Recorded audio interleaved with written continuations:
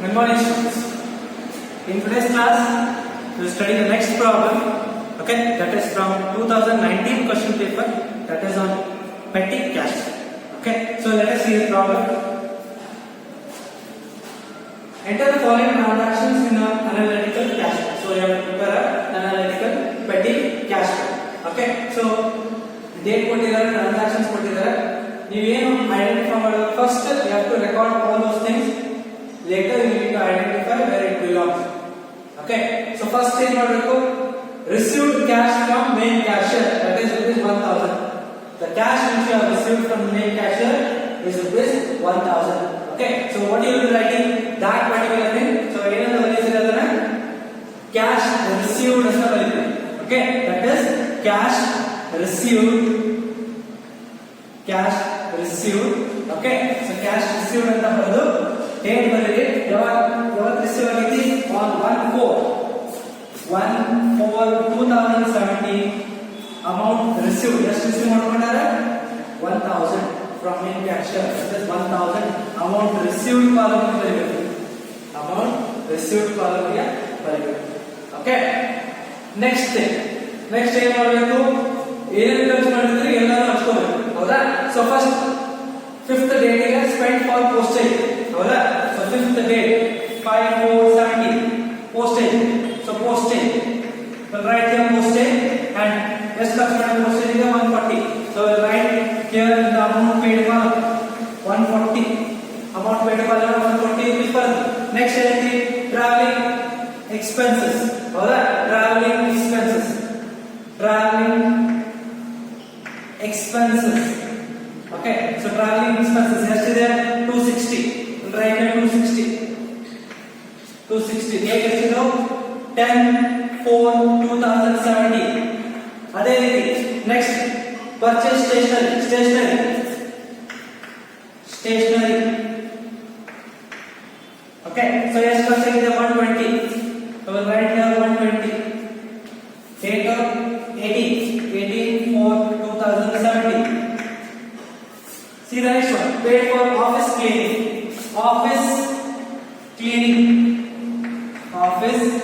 cleaning. Okay, so that is date is 25/4/2017. amount is rupees 280.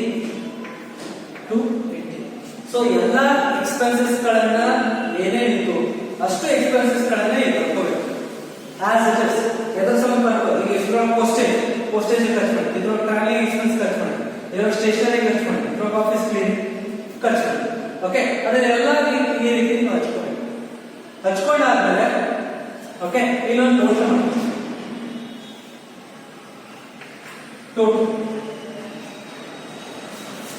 Okay. So ಎಷ್ಟಾಗುತ್ತೆ total, ಅದು that will be 140 plus 260 plus 120 plus 280, that is 800. The total is 800. So 800 rupees total ಬಂತು. Okay, ಈಗ ನೀವು classify ಮಾಡಬೇಕಾಗಿದ್ದೇನು, ಅವು ಯಾವುದು belong ಆಗ್ತದೆ. First one cash received, ಇದಕ್ಕೆ ಏನಿಲ್ಲ. ಓಕೆ, postage is expense, ಯಾವುದಕ್ಕೆ ಸಂಬಂಧಪಟ್ಟಿದೆ, postage ಗೆ ಸಂಬಂಧಪಟ್ಟಿದೆ. ಸೊ postage ಕಾಲಮ್ ಅಲ್ಲಿ 140 rupees ಈ ಅಮೌಂಟ್ ನ postage ಕಾಲಮ್ ಅಲ್ಲಿ ಬರೆಯಿರಿ, ಉಳಿದ ಕಾಲಮ್ ಅನ್ನ ನಿಲ್ಲಿ. ಸಿಮಿಲರ್ ಟ್ರಾವೆಲಿಂಗ್ ಎಕ್ಸ್ಪೆನ್ಸಸ್ ಯಾವ ಡೇಟ್ ಒಳಗೆ ಬಂದೈತಿ, postage ಇದೆ, telephone, telegraph, printing and stationery, conveyance travelling related ಏನಾದರೂ ಖರ್ಚಾಗಿದ್ರೆ ಅದೆಲ್ಲ ಕೂಡ ಕನ್ವೇಯನ್ಸ್ ಒಳಗೆ ಬರ್ತದೆ. Bus fare, auto fare, okay, ಅವೆಲ್ಲ ಕೂಡ ಕನ್ವೇಯನ್ಸ್ ಒಳಗೆ ಬರ್ತದೆ. So travelling expenses 260, that will be the conveyance column. Okay, so conveyance column naga adana. Next stationery edra banditi, head is printing and stationery, ಆ head ಒಳಗೆ ಬರ್ತದೆ. So ಉಳಿದಿದ್ದೆಲ್ಲ column ಇಲ್ಲ, printing and stationery column ಅಲ್ಲಿ 120. Okay, next office cleaning ಯಾವ್ದಕ್ಕೆ ಸಂಬಂಧಪಟ್ಟಿದ್ದು, postage ಇಲ್ಲ, telephone Telegram ಒಳಗೆ ಬರುತ್ತಾ, ಪ್ರಿಂಟಿಂಗ್ ಅಂಡ್ ಸ್ಟೇಷನರಿ ಒಳಗೆ ಬರುತ್ತಾ, ಅಥವಾ ಕನ್ವೇಯನ್ಸ್ ಒಳಗೆ ಬರುತ್ತಾ, ಅಥವಾ ಮಿಸ್ಲೇನಿಯಸ್. ಇದರೊಳಗೆ ಯಾವ್ದ್ರೊಳಗೂ ಬಂದಿಲ್ಲ ಅಂದ್ರೆ ಅದು ಯಾವ ಹೆಡ್ ಒಳಗೆ ಇರ್ತೈತಿ, ಮಿಸ್ಲೇನಿಯಸ್ ಒಳಗೆ ಇರ್ತೈತಿ. Okay, so that will be in a miscellaneous column, that is 280. Okay, so ಇಷ್ಟಾದ್ಮೇಲೆ you have to make the individual total of these things. ಇದೊಂದು ಒಂದು ಟೋಟಲ್ ಮಾಡ್ಕೋಬೇಕು. Okay, so ಎಷ್ಟು 140 ಇಲ್ಲಿಂದ 120 260 280. ಇದನ್ನ ಯಾಕೆ ನಾವು ಈ ರೀತಿ ನಾವು ಟೋಟಲ್ ಮಾಡ್ಕೋತೀವಿ ಅಂದ್ರೆ ಯಾವುದಕ್ಕೆ ಜಾಸ್ತಿ ಎಕ್ಸ್ಪೆನ್ಸಸ್ ಆಗೈತಿ, ಯಾವ ಹೆಡ್ಡಿಗೆ ಜಾಸ್ತಿ ಖರ್ಚು ಮಾಡಿದ್ರು, ಯಾವ ಸೆಕ್ಷನ್ ಜಾಸ್ತಿ ಖರ್ಚು ಮಾಡಲಿದೆ ಅನ್ನೋದು ಗೊತ್ತಾಗುತ್ತೆ. Okay, that is why we have taken the total here. Okay, so ಇಷ್ಟ ಆದ್ಮೇಲೆ ನಾವು ಟೋಟಲ್ ಬರ್ಕೊಂಡ್ವಿ 800 ಬಂತ. Okay, so ಈಗ ಏನ್ ಮಾಡಬೇಕು, you have to make this, you have to take this total both the side and you have to get the difference. Okay, total ತಗೋರಿದ. Okay, make a total here. Okay, ಈ total ಅನ್ನ ಈ amount received column ಅನ್ನ ಎರಡು ಕಡೆ ಹಂಚ್ಕೊಳ್ಳಿ. Okay, same line ಅಲ್ಲಿ ಎರಡು ಕಡೆ ಹಂಚ್ಕೊಳ್ಳಿ, ಎರಡು ಕೂಡ ಸೇಮ್ ಲೈನ್ ಆಗಲಿ. ಓಕೆ, ಈ 1000 ಒಳಗೆ ಈ 800 ಎಕ್ಸ್ಪೆನ್ಸಸ್ ಇವನ್ನೆಲ್ಲ ಕೂಡಿಸಿದ್ವಲ್ಲ, ಇದರ ಟೋಟಲ್ ಮಾಡ್ಕೊಂಡು 800 ಈ 1000 ಅಂದ್ರೆ ಎರಡು ಕಡೆ ಹಂಚ್ಕೊಳ್ಳಿ. ಡಿಫರೆನ್ಸ್ ಎಷ್ಟು ಬಂತು, ಇನ್ನೇ ಹಂಚ್ಕೊಳ್ಳಿಲ್ಲ. 1000 minus 800, that will be 200 is the difference. 200 is the difference. ಆ ಡಿಫರೆನ್ಸ್ ಅನ್ನು ಏನಂತ ಬರೆಯಬೇಕು, balance carried down. C bar C, balance carried down. ಆ ತಿಂಗಳ ಎಂಡಿಗೆ 200 ರೂಪಾಯಿ ಉಳಿದೈತಿ, 200 rupees ಅದಕ್ಕೆ ಲೆಫ್ಟ್ ಓವರ್. ಓಕೆ, ಸೊ ಆ ತಿಂಗಳ ಎಂಡ್ ಯಾವ್ದಾಗುತ್ತೆ, so that will be April 31st. ಓಕೆ, that is April 31st, sorry, April 30 2017. April 30 2017 ಆ ತಿಂಗಳ ಎಂಡ್ ಡೇಟ್ ಅದು ಹಾಕಬೇಕು. ಓಕೆ, ಇದಾದ ನಂತರ ಏನ್ ಮಾಡಬೇಕು, ನೆಕ್ಸ್ಟ್ ಅಂದ್ರೆ ಈ ಬ್ಯಾಲೆನ್ಸ್ ಅನ್ನ ನೆಕ್ಸ್ಟ್ ತಿಂಗಳಿಗೆ, ಅಂದ್ರೆ ನೆಕ್ಸ್ಟ್ ತಿಂಗಳು ಯಾವ್ದು, ಏಪ್ರಿಲ್ ನಂತರ ಯಾವ್ದು ಬರುತ್ತದೆ, ಮೇ. ಓಕೆ, ನೆಕ್ಸ್ಟ್ ಮಂತಿಗೆ ಅದನ್ನ ಬ್ರಾಟ್ ಆನ್ ಮಾಡಬೇಕು. ಆ ಬ್ಯಾಲೆನ್ಸ್ ಕ್ಯಾರಿ ಡೌನ್ ಆಗಿದ್ದನ್ನ ಮುಂದಿನ ತಿಂಗಳಿಗೆ ಬ್ರಾಟ್ ಆನ್ ಆಗುತ್ತೆ. ಸೊ ಅವಾಗ ಎಂಟ್ರಿ ಬಂದಿರಿ ಇದೆ ಬ್ಯಾಲೆನ್ಸ್ ಬ್ರಾಟ್ ಡೌನ್ ಅಂತ ಬಂದು ಈ 200 rupees ಬ್ಯಾಲೆನ್ಸ್ ಏನಿದೆಯಲ್ಲ ಅದನ್ನ ನಾವು ಇಲ್ಲಿ ಹಂಚ್ಕೊಳ್ತೀವಿ. ಮುಂದಿನ ತಿಂಗಳಿಗೆ ಅದು ಬ್ಯಾಲೆನ್ಸ್ ಬ್ರಾಟ್ ಡೌನ್ ಆಯಿತು. ಸೊ ಮುಂದಿನ ತಿಂಗಳು ಯಾವುದು, 1/5/2017, 1st May 2017, that is balance brought down 200. Okay, so ಈ ರೀತಿ ನೀವು ಮಾಡಬೇಕು. ನೆಕ್ಸ್ಟ್ ಮೇನ್ ಕ್ಯಾಶ್ ಅಲ್ಲಿ ಮುಂದಿನ ತಿಂಗಳಿಗೆ ಎಷ್ಟು ಇಸ್ಕೋಬೇಕು, ಮೇನ್ ಕ್ಯಾಶ್ ಅಲ್ಲಿ ಎಷ್ಟು ಡಿಫರೆನ್ಸ್, ಈಗ ಆಲ್ರೆಡಿ 200 ರೂಪಾಯಿ ಇತ್ತು, ಇನ್ನ ಎಷ್ಟು ರೂಪಾಯಿ ಇಸ್ಕೋಬೇಕು, 1000 ಹಾಕಬೇಕಂದ್ರೆ ಇಂಪ್ರೆಸ್ ಸಿಸ್ಟಮ್ ಪ್ರಕಾರ ಇನ್ನ 800 ರೂಪಾಯಿ ಇಸ್ಕೋಬೇಕು. ಸೊ ನೆಕ್ಸ್ಟ್ ಮಂತ್ಗೆ ಆ ಡೇಟಿಗೆ 1/5/2017 ಗೆ ಅವೆಷ್ಟು ಇಸ್ಕೋಬೇಕು, cash received,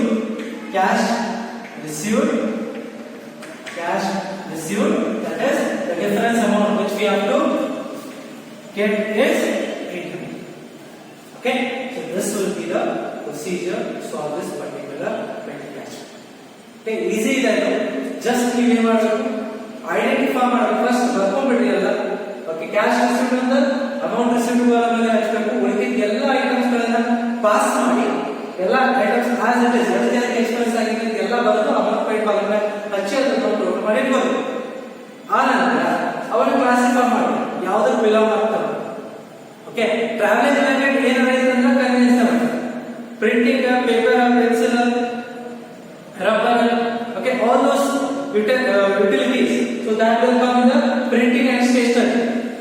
Xerox, all those things will come in printing and stationery. And telegram charges, telephone bill, repair, ಪ್ರತಿಯೊಂದು ಕೂಡ ಟೆಲಿಫೋನ್ ಬರುತ್ತೆ, ಟೆಲಿಫೋನ್ ಅಂಡ್ ಟೆಲಿಗ್ರಾಮ್ ಬರುತ್ತೆ. Postage postal stamps, postage expenses, ಪ್ರತಿಯೊಂದು ಪೋಸ್ಟೇಜ್ ಎಕ್ಸ್ಪೆನ್ಸ್ ಬರುತ್ತೆ.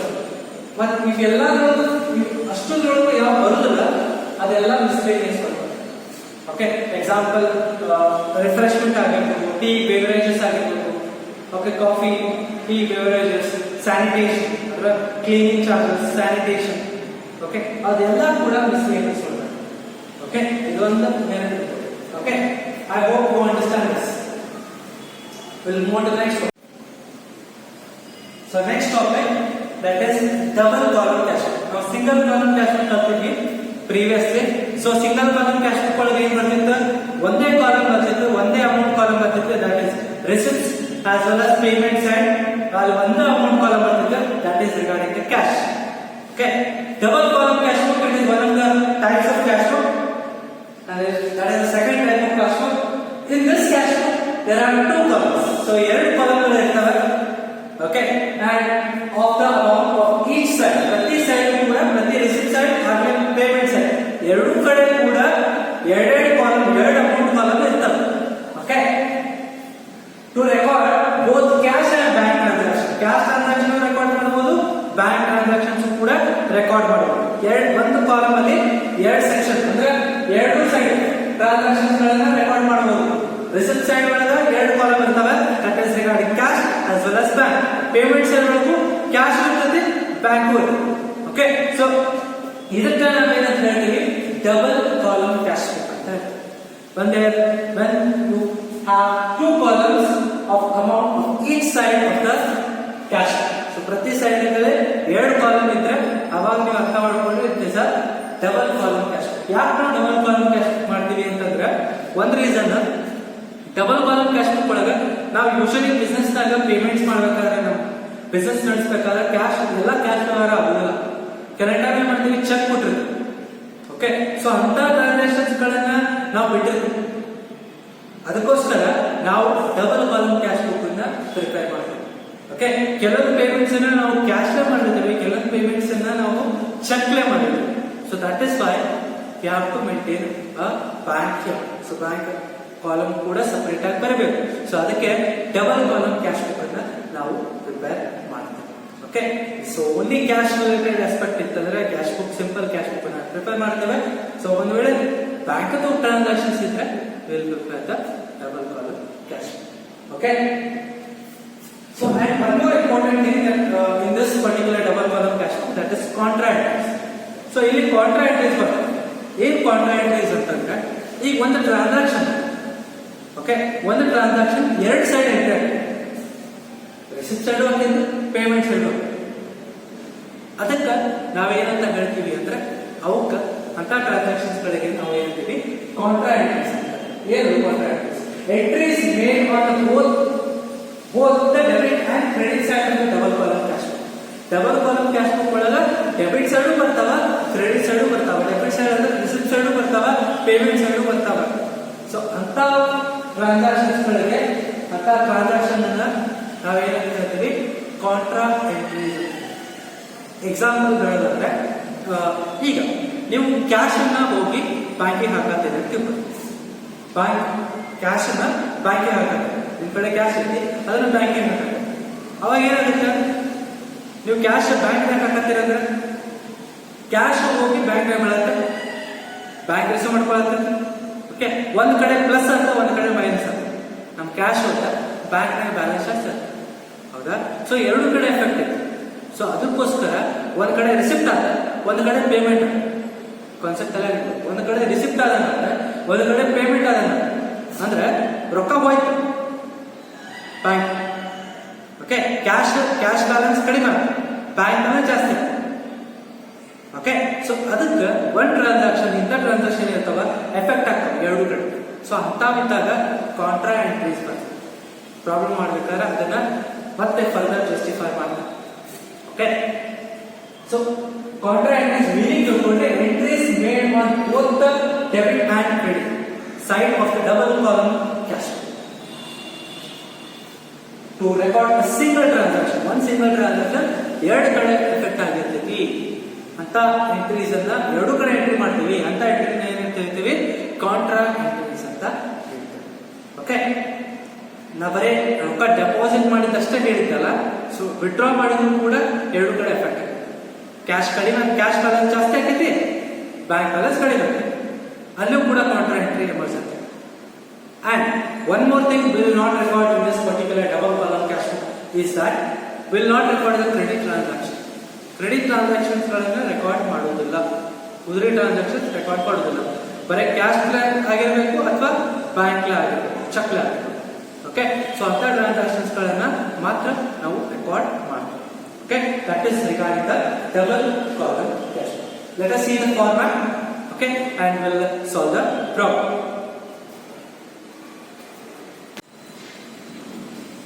Okay, so double column cash book format ನೋಡ್ಕೊಂಡು ಬರೋದಾದ್ರೆ, na ಹೇಳಿದೆ there will be two columns that will be receipt side ಒಳಗ cash column ಮತ್ತು bank column ಎರಡು ಇರುತ್ತೆ payment side ಕೂಡ cash column and bank column ಇದೆ as it is ಒಂದೇ ಸಿಂಗಲ್ ಕಾಲಮ್ ಕ್ಯಾಶ್ ಬುಕ್ ಹಾಕಿದಾಗ ಒಂದೇ ಕಾಲಮ್ ಆಗಿದ್ರೆ ಅದಕ್ಕೆ ಅಮೌಂಟ್ ಅಂತ ಬಂದಿದೆ ಯಾಕಂದ್ರೆ ಅಲ್ಲಿ ಒಂದೇ ಕ್ಯಾಶ್ ಬೇಸಿಸ್ ಮೇಲೆ ಅಷ್ಟೇ ಮಾಡೋದಂದ್ರೆ ಅದಕ್ಕೆ ಅಮೌಂಟ್ ಕಾಲಮ್ ಅಂತ ಬಂದಿದೆ ಬಟ್ ಇಲ್ಲಿ ಏನಾಗಿದೆ ಕ್ಯಾಶ್ ಬೇಸಿಸ್ ಮೇಲೂ ಆಗುತ್ತೆ ಬ್ಯಾಂಕ್ ಚೆಕ್ ಥ್ರೂನು ಆಗುತ್ತೆ so that is why we have written the bank column also okay there will be two columns on each side okay so format this is the format of double column cash book date receipts ledger folio cash bank date payments ledger folio cash bank okay and there are some important things which we need to discuss here regarding the contra entries okay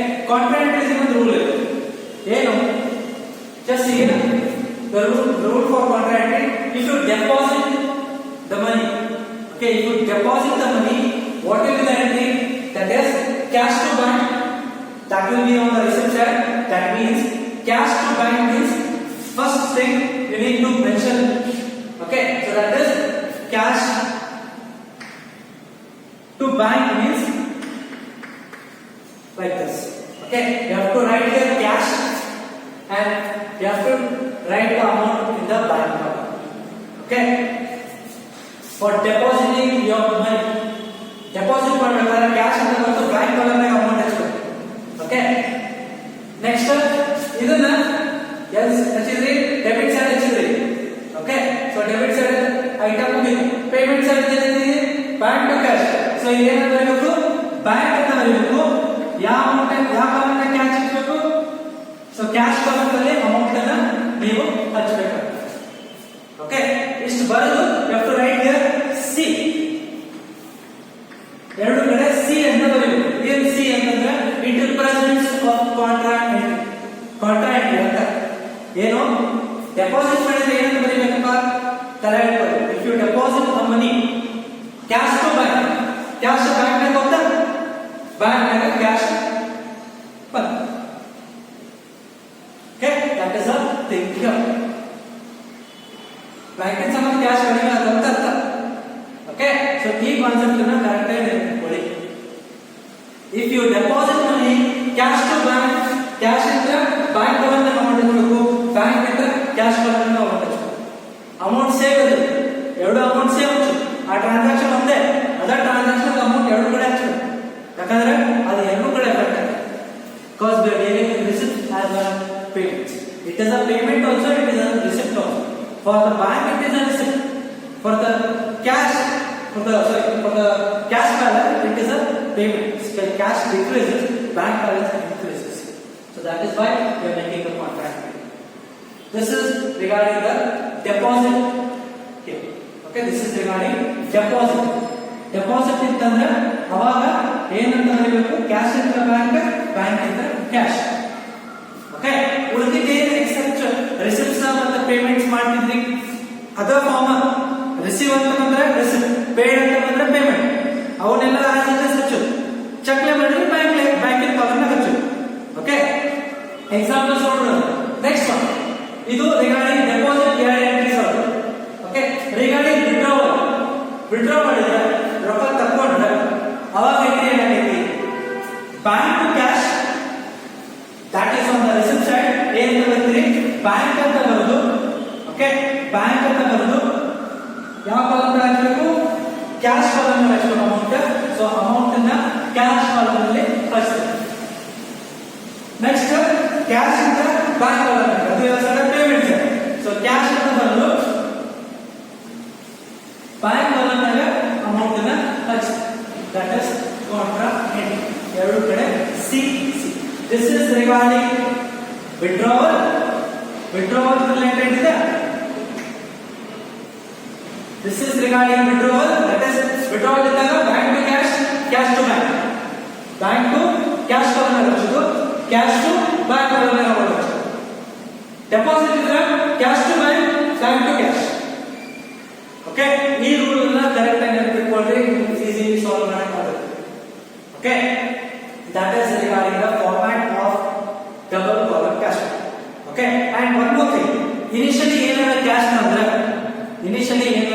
cash balance ಇತ್ತಂದ್ರೆ ಅದಕ್ಕೆ ನಾವು ಏನಂತ ಹೇಳ್ತೀವಿ, balance brought down, to balance brought down. ಏನಾದ್ರೆ initially balance ಇತ್ತಂದ್ರೆ cash balance ಮತ್ತು bank balance ಅವ್ರು ಕೊಟ್ಟಿರ್ತಾರೆ. The cash balance is rupees 1000 and the bank balance is rupees 10,000. ಅದನ್ನ ಇಲ್ಲಿ ಮೆನ್ಷನ್ ಮಾಡಬೇಕು. ಓಕೆ, ಸೊ ಕ್ಯಾಶ್ ಬ್ಯಾಲೆನ್ಸ್ ಮತ್ತು ಬ್ಯಾಂಕ್ ಬ್ಯಾಲೆನ್ಸ್ ಎರಡೂ ಕೂಡ ಏನಾಗ್ತವೆ, ರಿಸಿಪ್ಟ್ ಆಗ್ತೈತಿ. ಆ ರಿಸಿಪ್ಟ್ ಅನ್ನ ಹೇಗೆ ಬರೀಬೇಕು ಅಂತಂದ್ರೆ ಬ್ಯಾಲೆನ್ಸ್ ಬ್ರಾಟ್ ಡೌನ್ ಅಂತ ಬರೀಬೇಕು. ಬ್ಯಾಲೆನ್ಸ್ ಬ್ರಾಟ್ ಡೌನ್ ಅನ್ನೋದು ಕ್ಯಾಶ್ ಕಾಲಮ್ ನಲ್ಲಿ ಹಾಕಬೇಕು, ಬ್ಯಾಂಕ್ ಕಾಲಮ್ ನಲ್ಲಿ ಕೂಡ ಅದರ ಅಮೌಂಟ್ ಇದ್ರೆ ಅದು ಕೂಡ. Okay, that is regarding the format of double column cash. Okay, problem ನೋಡಿದ ನಂತರ will get to no.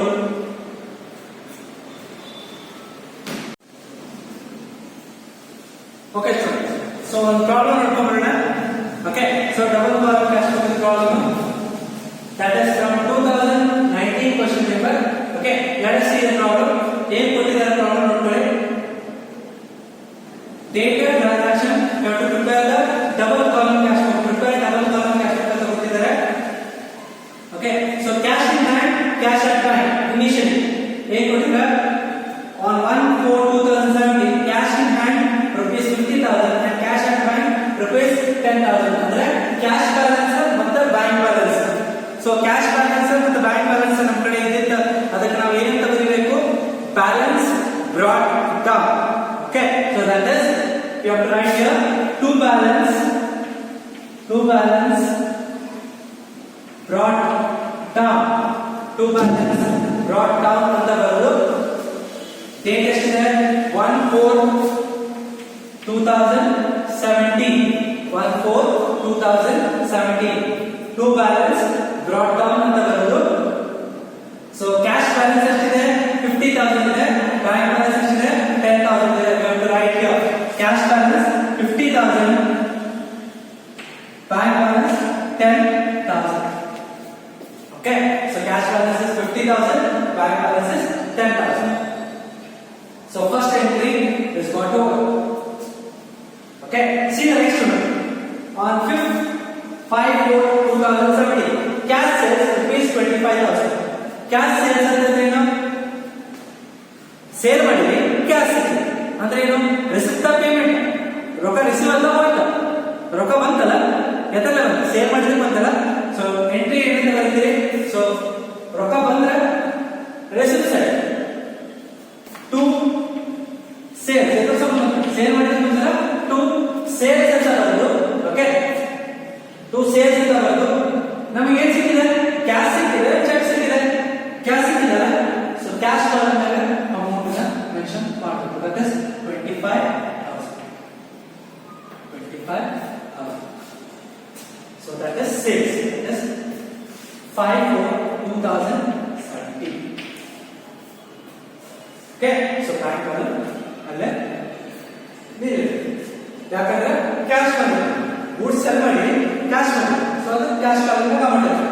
Amount ಯಾವ ಕಾಲಮ್ ಹಾಕಬೇಕು ಅನ್ನೋದು ಬಹಳ ಇಂಪಾರ್ಟೆಂಟ್ ಇದೆ. Okay, see the next one. 8/4/2017, cash purchases rupees 18,000. Cash purchases ಏನು? ಪರ್ಚೇಸ್ ಮಾಡಿದ್ರೆ ಅಂದ್ರೆ ಏನು?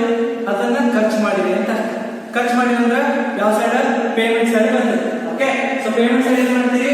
By purchases. ಪರ್ಚೇಸ್ ಮಾಡಿದ್ರೆ ಬೈ ಪರ್ಚೇಸಸ್ ಅಂತ ಹಚ್ಚಿ. Okay, by purchases. Date is that is 8/4/2017. 8/4/2017 by purchases ಅಂತ ಹಚ್ಚಿ ಪರ್ಚೇಸ್ ಮಾಡಿರಿ. ಏನ್ ಕೊಟ್ಟು ಪರ್ಚೇಸ್ ಮಾಡಿರಿ? ಕ್ಯಾಶ್ ಕೊಟ್ಟಿರಿ. ಅಂದ್ರೆ ಕ್ಯಾಶ್ ಕಡಿಮೆ ಆಗುತ್ತಲ್ಲ, ಸೊ ಕ್ಯಾಶ್ ಕಾಲಮ್ ಅಲ್ಲ ಅಮೌಂಟ್ ಎಷ್ಟಿದೆ? That is 18,000. 18,000 in the cash column. Okay, just simple cash ಹೇಗೆ ಮಾಡಿದ್ರಿ ಅದೇ ರೀತಿ. ರಿಸೀವ್ ಆದ್ರೆ ರಿಸಿಪ್ಟ್, ಪೇಡ್ ಆದ್ರೆ ಪೇಮೆಂಟ್. ಆದ್ರೆ ಒಂದೇ ನೆನಪಿಟ್ಕೊಡ್ರಿ, ಚೆಕ್ ಬಂದಿದ್ರೆ ಬ್ಯಾಂಕ್ ಕಾಲಮ್ ನ ಅಮೌಂಟ್ ಹಚ್ಚಬೇಕು. Okay, next one. See the next transaction. 10/4/2017, cash deposited into bank. So cash deposited into bank ಅಂತ ಅಂದ್ರೆ ಏನಂತ ಹೇಳುತ್ತೆ? Rule vegan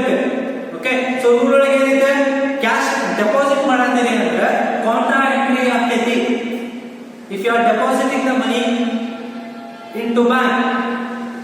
So that will be the contra entry. Contra entry is if you deposit cash to bank, bank to cash. So you have to write here to cash ಅಂತ ಬರೋದು. Date ಎಷ್ಟಿದೆ 10/4/2017. To cash ಅಂತ ಬಂದು ಯಾವ amount ಹಚ್ಚಬೇಕು, bank column amount ಹಚ್ಚಬೇಕು. So bank column deposit ಎಷ್ಟು ಮಾಡಿದ್ರೆ 19,000. So 19,000 will be writing here. Okay. But cash to bank is next ಏನು bank to cash. So you have to write here by bank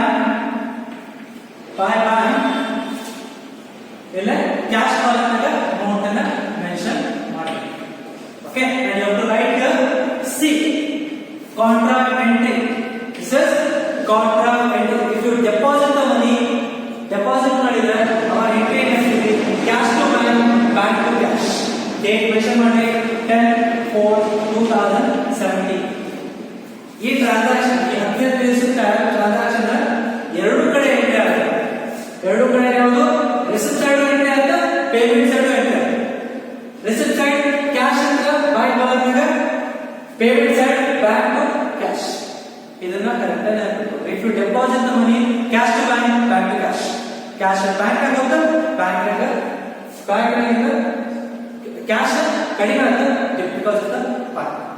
ಅದನ್ನ ನಾವು mention ಮಾಡಬೇಕು. Okay, next one. C the next one.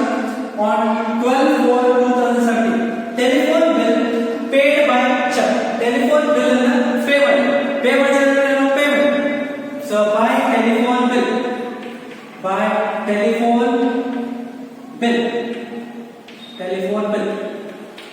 okay, date ಎಷ್ಟಿದೆ, transaction date 12/4/2017. okay, paid telephone bill paid by check ಅಂತಿದೆ. Check ಅಂದ್ರೆ ಅರ್ಥ ಏನು, cash ನ ಕೊಟ್ಟಿಲ್ಲ, ಚೆಕ್ ನ ಕೊಟ್ಟಿಲ್ಲ. ಸೊ ಚೆಕ್ ನ ಕೊಟ್ಟಿದ್ರೆ ಎಲ್ಲ ರೊಕ್ಕ ಕಡಿಮೆ ಆಗುತ್ತೆ, ಬ್ಯಾಂಕ್ ಕಡಿಮೆ ಆಗಬೇಕಲ್ಲ. ಸೊ ಬ್ಯಾಂಕ್ ನಾಗ ಆ ಅಮೌಂಟ್ ಅನ್ನ ನಾವು ಮೆನ್ಷನ್ ಮಾಡಬೇಕು. 2,500 that is telephone bill paid by check. Check ಅಂದ್ರೆ ಬ್ಯಾಂಕ್ ನಾಗ ಇದನ್ನ ಕರೆಕ್ಟ್ ಆಗಿ. Okay, next one. See the 15th day transaction 15/4/2017 withdrawal cash from bank for personal use. Personal use ಅಂದ್ರೇನು, ಓನರ್ ತನ್ನ ವೈಯಕ್ತಿಕ ಖರ್ಚಿಗೋಸ್ಕರ, ತನ್ನ ವೈಯಕ್ತಿಕ ಕೆಲಸಕ್ಕೋಸ್ಕರ ಅವ ವಿಡ್ರಾ ಮಾಡಿರ್ತಾನೆ. Okay, if owner withdraws for his personal use then it is considered as drawings. ಅದಕ್ಕೆ ನಾವು ಏನು ಹೇಳ್ತೀವಿ, ಡ್ರಾಯಿಂಗ್ಸ್ ಅಂತ. ಓಕೆ, ಈಗ ಓನರ್ ರೊಕ್ಕ ತಗೊಂಡ್ರೆ ಅದನ್ನು ಕೂಡ ನಾವು ಓನರ್ ಪೇಮೆಂಟ್ ಮಾಡಿದಲ್ಲ, ರೊಕ್ಕ ಬಿಸ್ನೆಸ್ ಓನರ್ ಪೇಮೆಂಟ್ ಮಾಡಿದಾಗ ಕೊಡ್ತಾರೆ. ಸೊ ಅದಕ್ಕೆ ನಾವು ಅದನ್ನ ಮೆನ್ಷನ್ ಮಾಡೋದು ಯಾವ side, it will be on the payment side. Okay, ಇದರೊಳಗೆ ವಿಡ್ರಾವಲ್ ಫಾರ್ ಪರ್ಸನಲ್ ಯೂಸ್ ಅಂತಿದೆ, ಅದನ್ನ ಮೆನ್ಷನ್ ಮಾಡ್ಕೊಳ್ಳಿ. ಪರ್ಸನಲ್ ಯೂಸ್ ಅಂತ ಬಂದ ತಿಳ್ಕೊಳ್ಳಿ, you have to consider it as a payment and it is as a drawings ಅಂತ ಬರೀತಾರೆ. ಓಕೆ, ಬರೇ withdrawal of cash from bank ಅಂತ ಬಂತಂದ್ರೆ ಅವ contra entry. Withdrawal for personal use ಅಂತ ಬಂತಂದ್ರೆ ತಿಳ್ಕೊಳ್ಳಿ it is a drawings. Okay, and we will be writing this transaction 15/4/2017 ಅಂತ ಬರೆದು by drawings ಅಂತ ಬರೆದು by drawings ಅಂತ ಬರೆದು. Okay, by drawings account. Okay, so drawings ಅಂತ ಬರೆದು ಎಲ್ಲಿಂದ ಬಂತು, withdrawn cash from ಎಲ್ಲಿಂದ ತಗೊಂಡೇವಿ, ಕ್ಯಾಶ್ ಎಲ್ಲಿಂದ ತಗೊಂಡೇವಿ, ಬ್ಯಾಂಕ್ ನಾಗ ತಗೊಂಡೇವಿ. ಅಲ್ಲಿ ಅಮೌಂಟ್ ಯಾವ ಕಾಲಮ್ನಾಗ ಹಚ್ಚಬೇಕು ಕನ್ಸಿಡರ್ ಮಾಡ್ತಾರ, ಕ್ಯಾಶ್ ಕಾಲಮ್ನಾಗ ಹಚ್ಚಬೇಕು, ಬ್ಯಾಂಕ್ ಕಾಲಮ್ನಾಗ ಹಚ್ಚಬೇಕು ಅಂತ ಡಿಸೈಡ್ ಮಾಡಬೇಕು. ಸೊ ದಟ್ ಇಸ್ ವೈ ಇದನ್ನ ಕರೆಕ್ಟ್ ಆಗಿ ಅಬ್ಸರ್ವ್ ಮಾಡಬೇಕು. withdrawn cash withdraw ಮಾಡ್ಕೊಂಡಾಗ ಎಲ್ಲಿಂದ, ಫ್ರಮ್ ಬ್ಯಾಂಕ್ withdraw ಮಾಡ್ಕೊಂಡಾಗ. ಸೊ ಬ್ಯಾಂಕ್ ನಾಗ ಕಡಿಮೆ ಅಂತಲ್ಲ, so amount ಎಷ್ಟಿದೆ, that is 50,000. so you have to write in the bank column 50,000.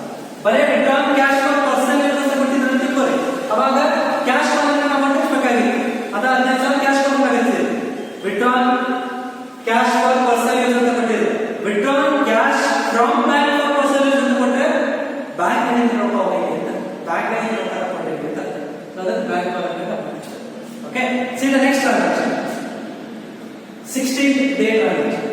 cash withdrawn from bank for office use. Office use in some ರೊಕ್ಕ ತಗೊಂಡಿವಿ, cash withdraw ಮಾಡ್ಕೊಂಡಿವಿ, ಎಲ್ಲಿಂದ bank ಇಂದ withdraw ಮಾಡ್ಕೊಂಡಿವಿ. ಈಗ ನೋಡಿ ನಾವೆಲ್ಲ ಹೇಳಿ ಪರ್ಸನಲ್ ಯೂಸಿಗೆ ಏನಾದ್ರು ವಿಡ್ರಾ ಮಾಡಿದ್ರೆ ಡ್ರಾಯಿಂಗ್ಸ್ ಅಂತ ಬರಿತೀವಿ, ಅದನ್ನ ಪೇಮೆಂಟ್ಸ್ ಅಂತ ಬರಿತೀವಿ. ನಾರ್ಮಲ್ ವಿಡ್ರಾಲ್ ಮಾಡಿದ್ರೆ ರೂಲ್ ಹೇಳ್ತಲ್ಲ, if you withdraw the money it will be the contract entry. ಅದನ್ನ ಆಫೀಸ್ ಸಂಬಂಧ ಬಿಸ್ನೆಸ್ ಸಂಬಂಧ ನಾವು ಏನಾದ್ರು ರೊಕ್ಕ ತಗೊಂಡ್ರೆ ಅದನ್ನ ಕಾಂಟ್ರಾಕ್ಟ್ ಎಂಟ್ರಿ ಪಾಸ್ ಮಾಡಬೇಕು. Bank to cash, cash to bank. So to bank cash ಕಾಲಮ್ನಾಗ ಅಮೌಂಟ್ ಹಚ್ಚಬೇಕು. ಅಮೌಂಟ್ ಎಷ್ಟಿದೆ? That is 10,000. 10,000. We write the date here, that is 16/4/2017. Okay, to bank ಅಂತ ಬರೋದು. ಬ್ಯಾಂಕ್ ಟು ಕ್ಯಾಶ್ ಕಾಲಮ್ ಹಚ್ಚಿದ್ರೆ ಇಲ್ಲಿ ಏನಂತ ಹಚ್ಚಬೇಕು? ಬೈ ಕ್ಯಾಶ್ ಟು ಬ್ಯಾಂಕ್ ಕಾಲಮ್ನಾಗ ಅಮೌಂಟ್ ಹಚ್ಚಬೇಕು. That is 10,000. 10,000. Right here C.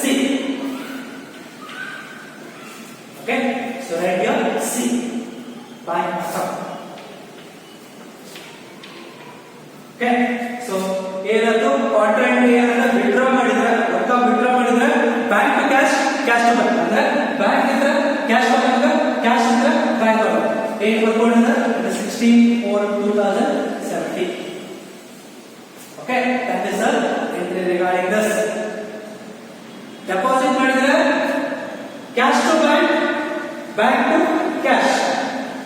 Deposit ಮಾಡಿ ವಿಡ್ರಾ ಮಾಡಿದ್ರೆ bank to cash, cash to bank. ಈ ರೂಲ್ ಅನ್ನ ಕರೆಕ್ಟ್ ಆಗಿ ನೆನಪಿಸಿ. ವಿಡ್ರಾ ಪರ್ಸನಲ್ ಯೂಸ್ ಮಾಡಿದಾಗ ಆಫೀಸ್ಗೆ ಸಂಬಂಧಪಟ್ಟಿದ್ದು ಅಥವಾ ಬಿಸ್ನೆಸ್ ಗೆ ಸಂಬಂಧಪಟ್ಟಿದ್ದು ಏನಾದ್ರು ವಿಡ್ರಾ ಇತ್ತಂದ್ರೆ ಅವಾಗ ನಾವು ಕಾಂಟ್ರಾಕ್ಟ್ ಎಂಟ್ರಿ ಬರೀಬೇಕು. ಬರೀ ಪರ್ಸನಲ್ ಯೂಸ್ ಇತ್ತಂದ್ರೆ ನಾವು ಏನ್ ಬರೀತೀವಿ? ಡ್ರಾಯಿಂಗ್ಸ್ ಅಂತ ಪೇಮೆಂಟ್ ಸೈಡ್ ಮೆನ್ಷನ್ ಮಾಡ್ತೀವಿ. Okay, that is the thing. See the next transaction, that is on 22. Paid wages. Wages is pay ಮಾಡಿದೆ. Wages ಏನಾಗುತ್ತೆ? Paid and payment. ಎಷ್ಟು ಸಮ ಪೇಮೆಂಟ್ ಮಾಡಿ? Wages ಸಮ ಪೇಮೆಂಟ್ ಮಾಡಿ. So by wages. By wages ಅಂತ ಬರೋದು. Date ಎಷ್ಟಿದೆ? That is 22/4/2017. By wages. Wages ಎತ್ತಲೇ pay ಮಾಡಿದ್ರೆ ಏನಾದ್ರು ಕೊಟ್ಟಾರೆ? ಬೈ ಚೆಕ್ ಮತ್ತೆ ಕೊಟ್ಟಾರೆ? ಇಲ್ಲ, ಏನು ಕೊಟ್ಟಿಲ್ಲ ಅಂದ್ರೆ ಎತ್ತಲೇ ಪೇಮೆಂಟ್ ಮಾಡಿರ್ತಾರೆ, ಕ್ಯಾಶ್ ಪೇಮೆಂಟ್ ಮಾಡಿರ್ತಾರೆ. ಸೊ ಕ್ಯಾಶ್ ಕಾಲಮ್ನಾಗ ಅಮೌಂಟ್ ನ that is 1,500. 1,500. Okay, so that will be the entry. See the next one. On 28/4/2017, check received from Kumar. Kumar ಕಡೆಯಿಂದ ಚೆಕ್ ಬಂದೈತಿ ಅಂತ ಹೇಳಿ, ಕುಮಾರ್ ಕಡೆಯಿಂದ ನಮಗೆ ಚೆಕ್ ಬಂದೈತಿ ಅಂದ್ರೆ ನಮ್ಗೆ ರೊಕ್ಕ ಬಂತಲ್ಲ, ರಿಸಿಪ್ಟ್ ಅಲ್ಲ, it is a receipt. Okay, so to Kumar ಅಂತ ಬಂದು it is a receipt. Cheque ಬಂದೈತಿ ಕುಮಾರ್ ಕಡೆಯಿಂದ, ಅಂದ್ರೆ ನಮ್ಗೆ ರೊಕ್ಕ ಬಂದೈತಿ, ರೊಕ್ಕ ಬಂದ ರಿಸಿಪ್ಟ್ ಸೈಡ್. ಡೇಟ್ ಎಷ್ಟಿದೆ? 28/4/2017. ಆ ಚೆಕ್ ನಾವೇನಾರ ಡೆಪಾಸಿಟ್ ಮಾಡಿರುತ್ತೆ, ನೆನಪಿಟ್ಕೊಳ್ರಿ. ನಮಗೆ ಯಾರು ಚೆಕ್ ಕೊಟ್ಟಿದ್ರೆ ಅದನ್ನ ನಾವು ಇಮಿಡಿಯೇಟ್ಲಿ ಡೆಪಾಸಿಟ್ ಮಾಡಿದ್ವಿ ಅಂದ್ರೆ ಬ್ಯಾಂಕ್ ಕಾಲಮ್ನಾಗ ಅಮೌಂಟ್ ಹಚ್ಬೇಕು. ಅದನ್ನ ಇಮಿಡಿಯೇಟ್ಲಿ ಡೆಪಾಸಿಟ್ ನಾವು ಮಾಡಿದ್ದಿಲ್ಲ ಅಂತಂದ್ರೆ ಅದನ್ನ ಕ್ಯಾಶ್ ಟ್ರಾನ್ಸಾಕ್ಷನ್ ಅಂತ ಟ್ರೀಟ್ ಮಾಡಲಾಗುತ್ತೆ. Okay, if we have received a particular check from a party and we have not yet deposited it to the bank, so then it is considered as a cash transaction. ಅದಕ್ಕೆ ನಾವು ಹೇಳ್ತೀವಿ ಅದನ್ನ ಇನ್ನ cash transaction ಅಂತ consider ಮಾಡ್ತೇವೆ. ಯಾವತ್ತು bank ನಾಗ ಅದನ್ನ ಹಾಕ್ತೇವಲ್ಲ ಆ ಚೆಕ್, ಅವತ್ತೇ ಅದು ಬ್ಯಾಂಕ್ ಬಾಲನ್ಯಾಗ ಅಮೌಂಟ್ ಹಚ್ತೇವೆ. ಅಲ್ಲಿ ಮಟ್ಟ ಅದನ್ನ ಕ್ಯಾಶ್ ಟ್ರಾನ್ಸಾಕ್ಷನ್ ಅಂತ ಟ್ರೀಟ್ ಮಾಡ್ತೀವಿ ನಾವು. Okay, so that is why you have to write this amount. ಈ ಅಮೌಂಟ್ ನ ನಾವು ಕ್ಯಾಶ್ ಕಾಲಮ್ ಹಚ್ಚಬೇಕು. ಯಾಕ್ರಿ ಅನ್ಬೋದು, ಚೆಕ್ ರಿಸೀವ್ ಮಾಡ್ಕೊಂಡು ಚೆಕ್ ಅಂದ್ರೆ ಬ್ಯಾಂಕ್ ಅಲ್ಲಿ ಅಂತ ಅನ್ಬೋದು. ಅದೇ ಹೇಳಿದ್ದು, ನಾವು ಚೆಕ್ ರಿಸೀವ್ ಮಾಡ್ಕೊಂಡ್ವಿ, ಬಟ್ ಇನ್ನ ಅದನ್ನ ಬ್ಯಾಂಕಿಗೆ ಜಮಾ ಮಾಡಿದ್ವಿ.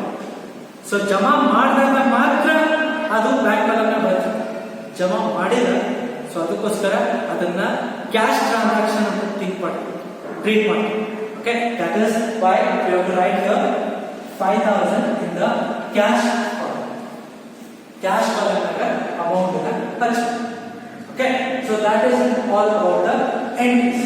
ಓಕೆ, ಎಂಟ್ರೀಸ್ ಗಳಲ್ಲಿ ಎಲ್ಲ ಪಾಸ್ ಮಾಡಿದ್ರಿ. ಈಗ ಏನ್ ಮಾಡ್ಬೇಕು, you have to make a total. So total ಮಾಡ್ಕೋಬೇಕು. ಯಾವ ಸೈಡ್ ಟೋಟಲ್ ಜಾಸ್ತಿ ಬಂದಿದೆ ಆ ಟೋಟಲ್ ಅನ್ನ ಎರಡು ಕಡೆ ಹಚ್ಬೇಕು. ಓಕೆ, ಸೊ ಟೋಟಲ್ ಮಾಡ್ಕೊಳ್ಳಿ. ಎಷ್ಟು ಬರುತ್ತೆ ನೋಡ್ರಿ. ಓಕೆ, ಸೊ ಟೋಟಲ್ ಎಷ್ಟಾಗುತ್ತೆ? That is 50,000 plus 25 plus 10 plus 5. That will be, ಈ ಸೈಡ್ ಟೋಟಲ್ ಮಾಡಿದ್ರೆ 90,000 ಟೋಟಲ್ ಆಗುತ್ತೆ. 10,000 plus 90,000 ಇಲ್ಲಿ 29,000 ಟೋಟಲ್ ಆಗುತ್ತೆ. ಈ ಸೈಡ್ ನೋಡ್ಕೊಳ್ಳಿ, ಯಾವ ಸೈಡ್ ಟೋಟಲ್ ಜಾಸ್ತಿ ಇರ್ತೈತಿ ಆ ಸೈಡ್ ಟೋಟಲ್ ಅನ್ನ ಎರಡು ಕಡೆ ಹಚ್ಕೋಬೇಕು. ಓಕೆ, ಇಲ್ಲಿ ನೋಡ್ಕೊಳ್ಳಿ 18,000 19,000 plus 1,500 that will be 38,500 something. 38,500 ಇಲ್ಲಿ 2,500 plus 15,000 plus 10,000 that is 27,500. Okay, highest total ಯಾವ ಕಡೆ ಜಾಸ್ತಿ ಇದೆ? ಈ ಕಡೆನೇ ಜಾಸ್ತಿ ಇದೆ, ರಿಸಿಪ್ಟ್ ಸೈಡ್ ಜಾಸ್ತಿ ಇದೆ. ಸೊ ರಿಸಿಪ್ಟ್ ಸೈಡ್ ಟೋಟಲ್ ಅನ್ನ ಎರಡು ಕಡೆ ಹಚ್ಕೋಬೇಕು. Okay, so make a total here.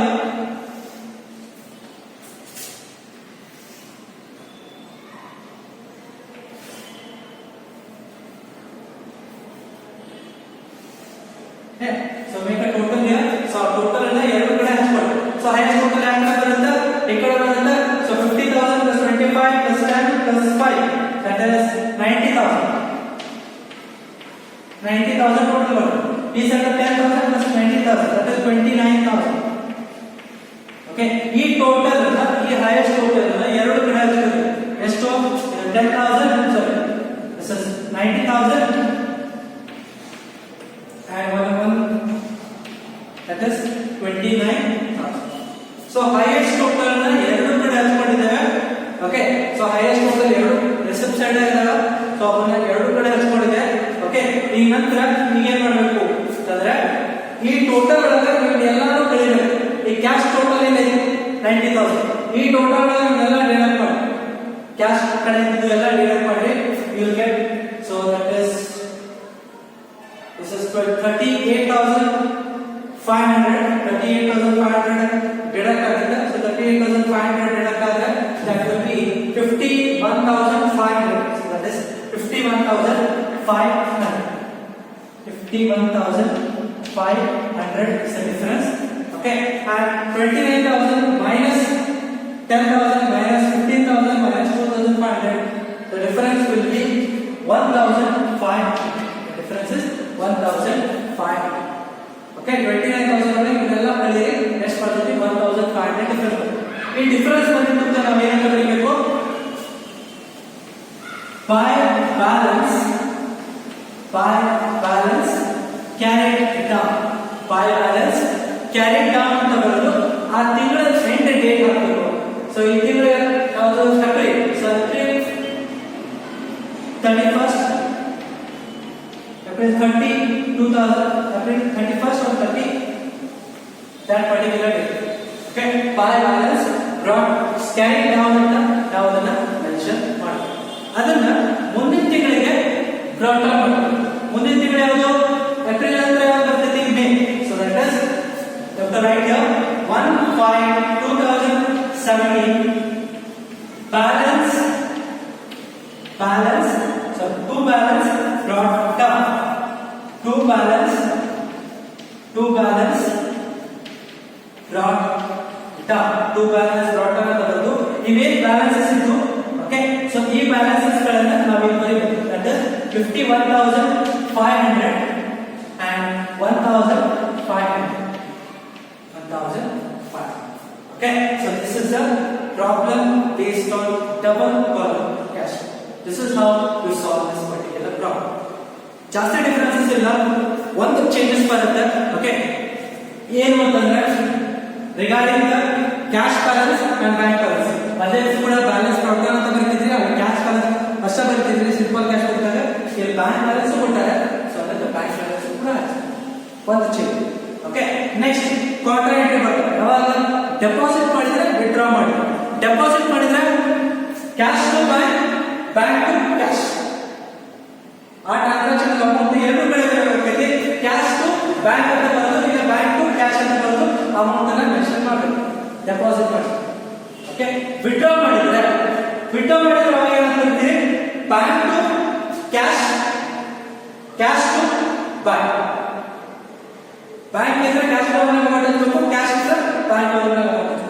Same amount contract ಇದೆ ಸಿಂಬಲ್ ಸಿ ಅಂತ ಎರಡು ಕಡೆ ಮೆನ್ಷನ್ ಮಾಡಬೇಕು. ಒಂದ್ ವೇಳೆ ವಿಡ್ರಾಯಿಂಗ್ ಏನಾರ ಪರ್ಸನಲ್ ಯೂಸಿಂಗ್ ಮಾಡಿದ್ರೆ ಅವಾಗ ಏನಂತ ಬರೀಬೇಕು, ಡ್ರಾಯಿಂಗ್ಸ್ ಅಂತ ಬರೀಬೇಕು. ಡ್ರಾಯಿಂಗ್ಸ್ ಅಂತ ಬರೀಬೇಕು. ಅದು ಕ್ಯಾಶ್ ಆಗಿದ್ರೆ ಕ್ಯಾಶ್ ಕಾಲಮ್ ಮಾಡಿಸಬೇಕು, ಬ್ಯಾಂಕ್ ಆಗಿದ್ರೆ ಬ್ಯಾಂಕ್ ಕಾಲಮ್ ಮಾಡಿಸಬೇಕು. That is a simple difference here. Okay, and one more thing, the last important, that is regarding the immediate transaction. Check received from Kumar. ಒಂದ್ ವೇಳೆ check ಅನ್ನು receive ಮಾಡಿವಿ ಅಂದ್ರೆ ನಮ್ಗೆ receipt ಏನ್ ರಿಸೀವ್ ಮಾಡ್ಕೋತೀವಿ ಅದು ರಿಸಿಪ್ಟ್ ಕುಮಾರ್ ಅಂತ ಬರೋದು ರಿಸಿಪ್ಟ್ ಸೈಡ್ ಇರಬೇಕು. ಅಮೌಂಟ್ ಏನ್ ಹಚ್ಚಬೇಕು ಅಂತಂದ್ರೆ ಚೆಕ್ ಅನ್ನು ರಿಸೀವ್ ಮಾಡಿದ್ರೆ ಯೂಶುವಲಿ ನಾವು ಬ್ಯಾಂಕ್ ನಾಗ ಹಚ್ತೀವಿ, ಬಟ್ ಇಮಿಡಿಯೇಟ್ಲಿ ಆ ಚೆಕ್ ಅನ್ನ ನಾವು ಏನಾದ್ರು ಜಮಾ ಮಾಡಿದ್ರೆ ಬ್ಯಾಂಕ್ ನಾಗ ಇಲ್ಲ, ಡೆಪಾಸಿಟ್ ಮಾಡಿದ್ರೆ ಅವತ್ತಿಂದ ಅವತ್ತೇ ಡೆಪಾಸಿಟ್ ಮಾಡಿದ್ರೆ ಅದನ್ನ ಬ್ಯಾಂಕ್ ನಾಗ ಅಮೌಂಟ್ ಹಚ್ತೀವಿ.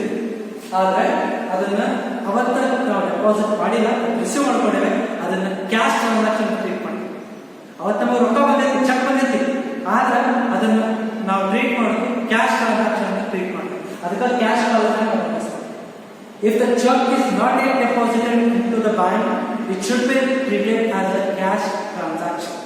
Okay, and after all this you have to make a total, and the total you have to take the highest of the both side and you have to get the difference.